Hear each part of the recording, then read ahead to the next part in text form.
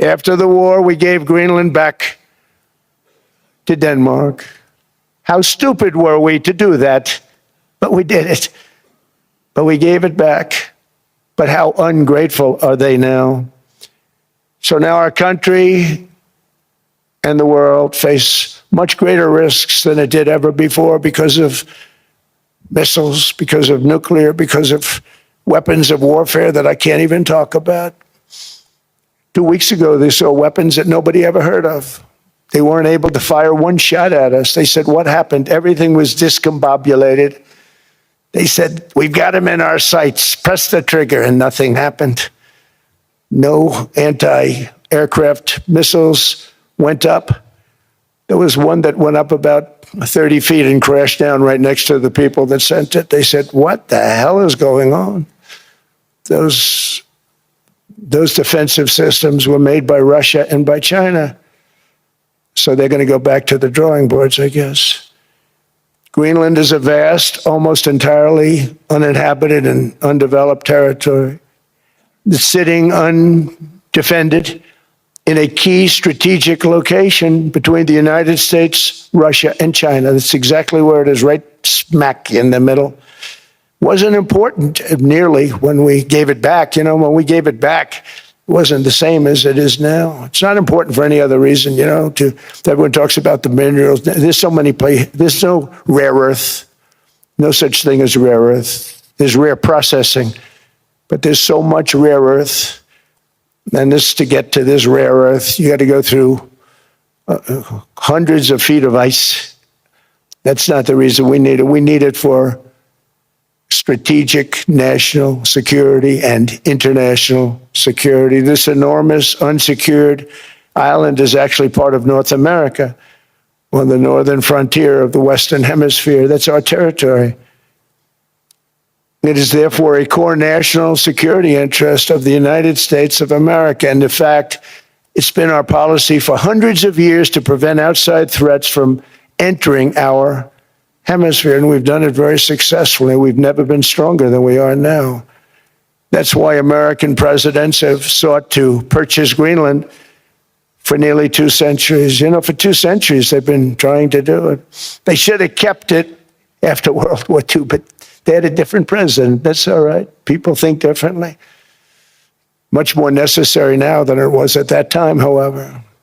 In 2019, Denmark said that they would spend over $200 million to strengthen Greenland's defenses. But as you know, they spent less than 1% of that amount. 1%. There's no sign of Denmark there. And I say that with great respect for Denmark, whose people I love, whose leaders are very good. It's the United States alone that can protect this giant mass of land, this giant piece of ice, develop it and improve it and make it so that it's good for Europe and safe for Europe and good for us.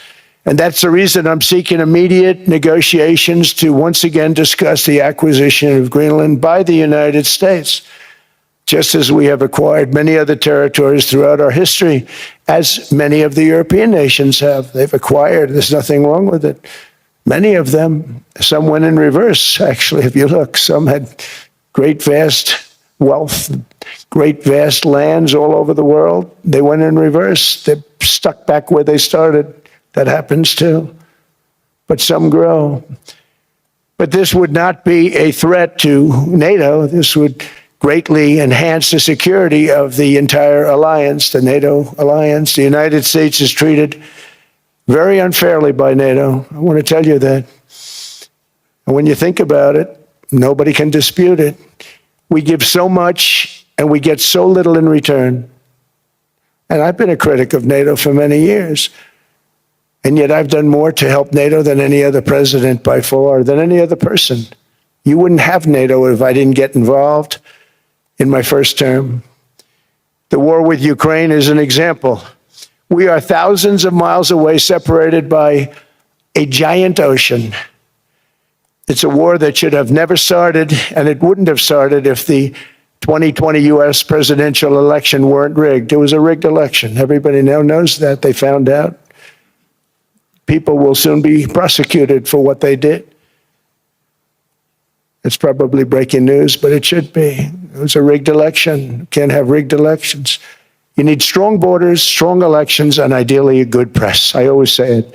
Strong borders, strong elections, free, fair elections, and a fair media. The media is terrible. It's very crooked. It's very biased, terrible. But someday it'll straighten out because it's losing all credibility. Think of it.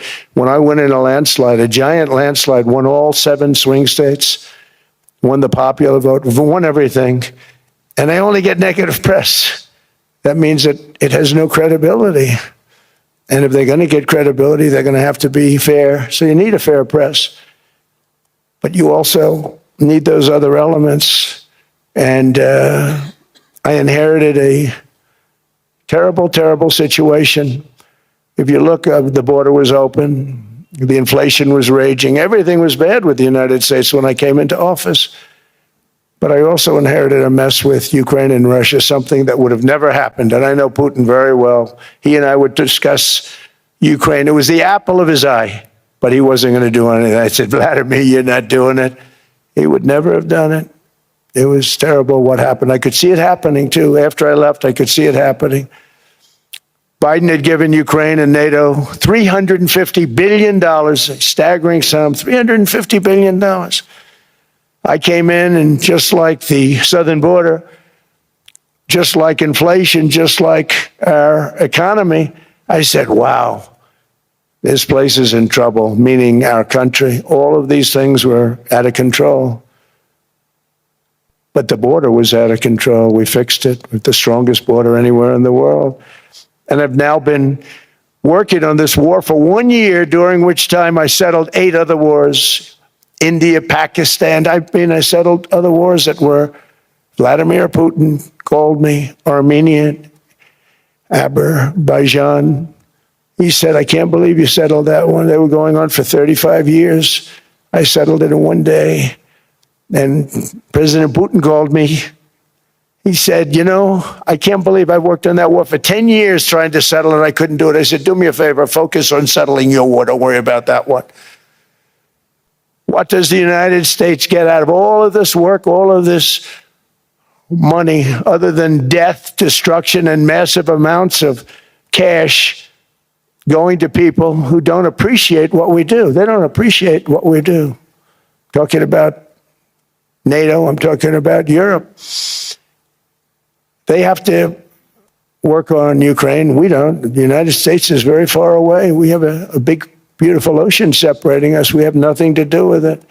Until I came along, NATO was only supposed to pay 2% of GDP, but they weren't paying. Most of the countries weren't paying anything. The United States was paying for virtually 100% of NATO. And I got that stopped. I said, that's not fair.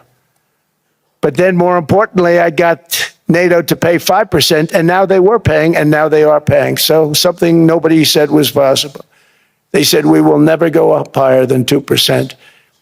But they went to 5%, and now they're paying the 5. They didn't pay the 2, and now they're paying the 5. And they're stronger for it, and they have an excellent, by the way, Secretary General, who's possibly in the room. Mark, are you here? Yes, he's here. Hello, Mark. We never asked for anything, and we never got anything. We probably won't get anything unless I decide to use excessive strength and force, where we would be, frankly, unstoppable. But I won't do that. Okay? Now everyone's saying, oh, good. That's probably the biggest statement I made, because people thought I would use force. I don't have to use force. I don't want to use force. I won't use force. All the United States is asking for is a place called Greenland, where we already had it as a trustee, but respectfully returned it back to Denmark not long ago, after we defeated the Germans, the Japanese, the Italians, and others in World War II. We gave it back to them. We were a powerful force then, but we are a much more powerful force now, after I rebuilt the military in my first term and continue to do so today. We have a budget of $1.5 trillion. We're bringing back battleships. The battleship is 100 times more powerful than the great battleships you saw in World War II, those great, big, gorgeous ships, the Missouri, the Iowa, the Alabama, because I thought maybe we could take them out of mothballs. They said, no, sir, these ships are 100, think of that, 100 times more powerful than those big, magnificent pieces of art that you saw so many times ago, that you still see on television. You say, wow, what a force. 100 times, each ship 100 times more powerful than the big battleships of the past. So that was the end of the mothball story. So what we have gotten out of NATO is nothing except to protect Europe from the Soviet Union and now Russia. I mean, we've helped them for so many years. We've never gotten anything, except we pay for NATO. And we paid for many years until I came along. We paid for, in my opinion, 100% of NATO because they weren't paying their bills.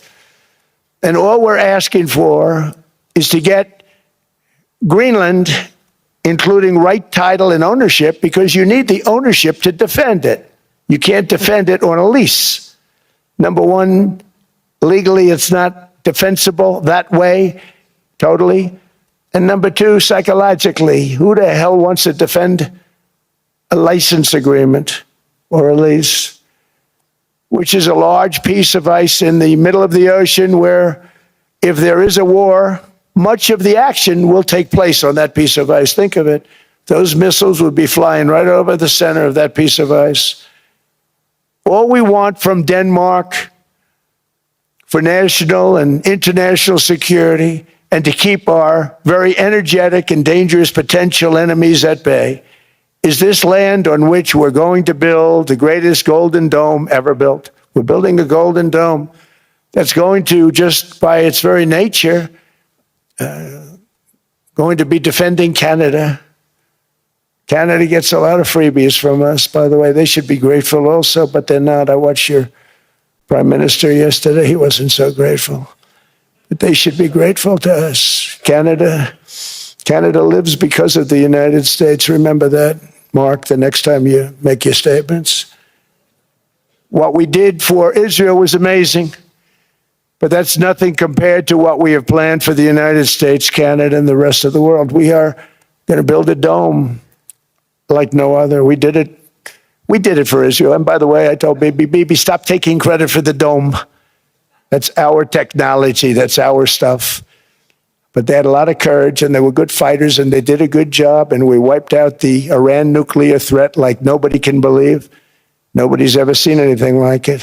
That, Venezuela, taking down Soleimani, wiping out al-Baghdadi when he tried to reinstitute ISIS. We did a lot. I did a lot of big things, all perfectly executed. Everyone was perfectly executed. Somebody told me that, a military expert told me, sir, everything you've done has been perfectly executed. I said, I know. So other presidents have spent, whether foolishly or not, trillions and trillions of dollars on NATO and gotten absolutely nothing in return. We've never asked for anything. It's always a one-way street. Now they want us to help them with Ukraine. And we say, we're going to. I'm really helping, not even them. I want to see, last week, if you saw, it was 10,000 soldiers, but last month it was 31,000 soldiers died. 31,000. That's this room times, the number of people in this room times 30. Think of it. 30,000 soldiers died in 1 month.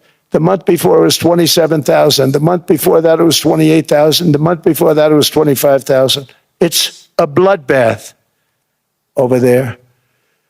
And that's what I want to stop. It doesn't help the United States, but these are souls. These are young people. Look like you, look like some of you right in the front row.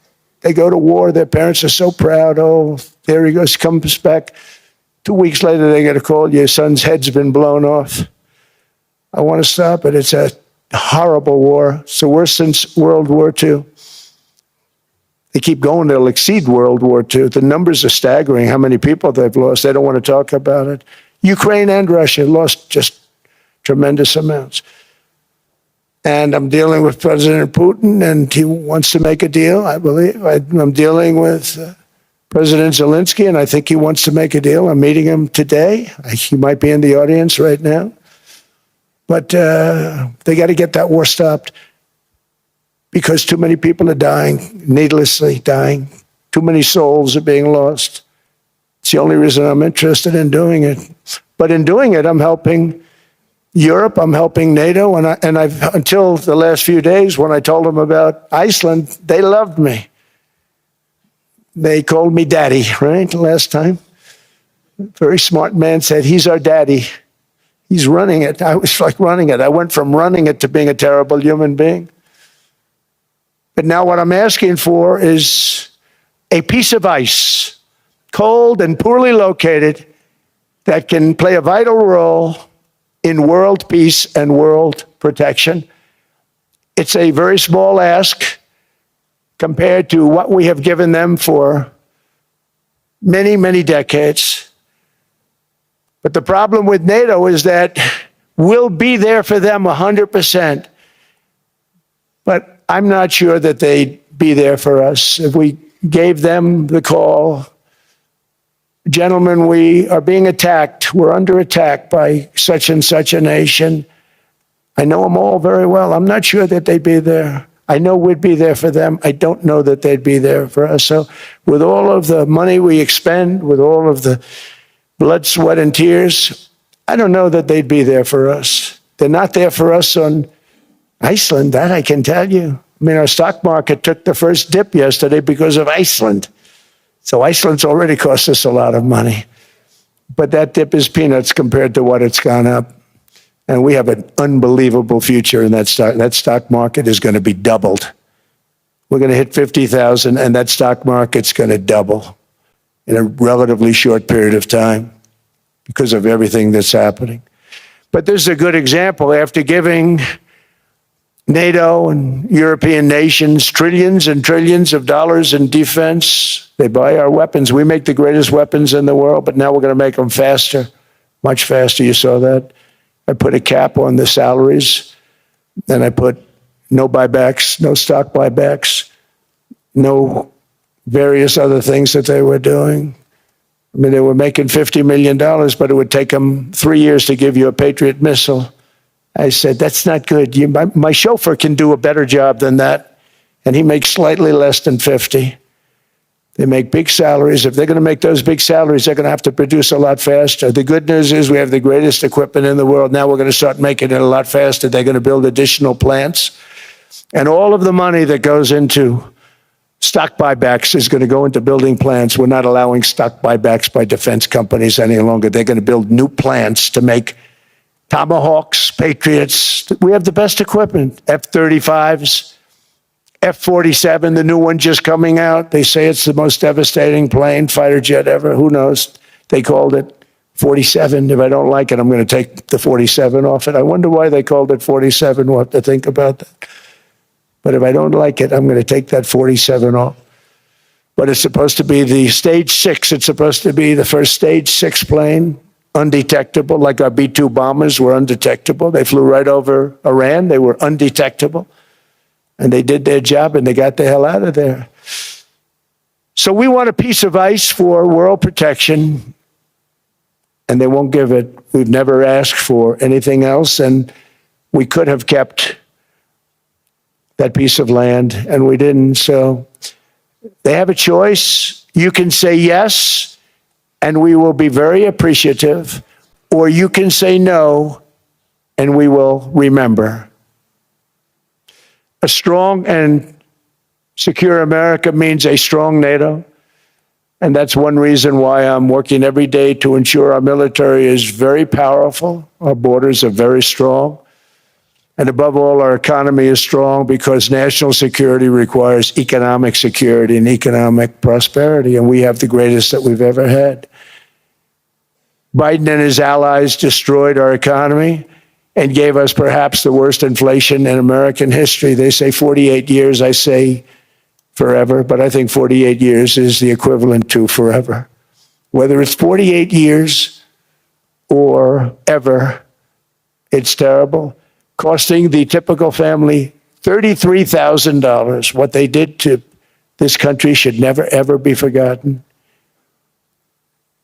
It's early, but he has to be rated as the worst president we've ever had by far. The auto pen did much of the damage. The auto pen, he was the auto pen president, because I don't believe a sane president would have ever signed the kind of things that he signed. But now grocery prices, energy prices, airfares, mortgage rates, rent, and car payments are all coming down, and they're coming down fast. We inherited a mess, but we've done a hell of a job in 12 months.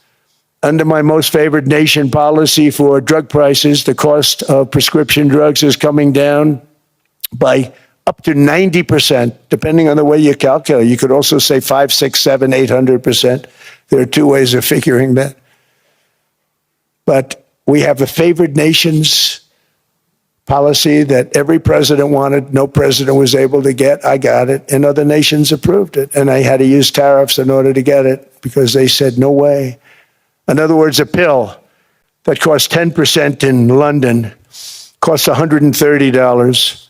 Think it costs $10 in London, costs $130 in New York or in Los Angeles. And I'd say, boy, that's bad. Friends of mine would say, you know, we go to London, you can buy the stuff for nothing. We go all over the world, we can buy it for nothing.